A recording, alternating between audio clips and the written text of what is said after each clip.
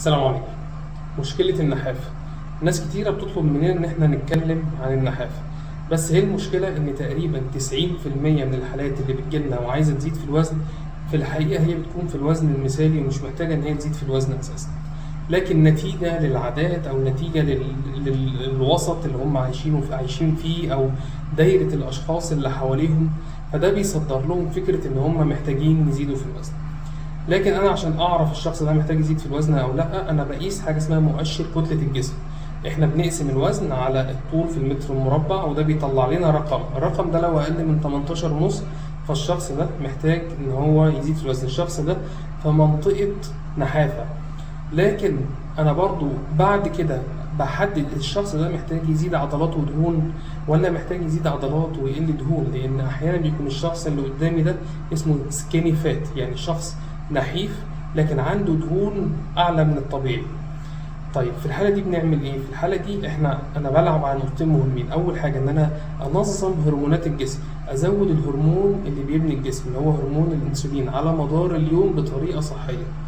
النقطة التانية، المشكلة إن الشخص ده ممكن يقعد اليوم كله على وجبة أو اتنين بدون ما يجوع وما يحسش إن في مشكلة خالص. مشكلة الشخص ده إن هرمون الجوع عنده ما عادش بيطلع بصورة منتظمة، نتيجة لإن هو قعد مدة طويلة جدا، ممكن يفوت وجبات كتيرة، فالجسم بقى اتعود إن هو ما بيجوعش في خلال اليوم. فأنا محتاج أحفز الجسم إن هو يرجع تاني يفرز هرمون الجوع. فبعمل حاجتين: بزود عدد وجبات اليوم، دي المرحلة الأولى، نزود عدد الوجبات في اليوم ل5 وجبات أو 6 وجبات بغض النظر عن الكمية اللي موجودة فيها.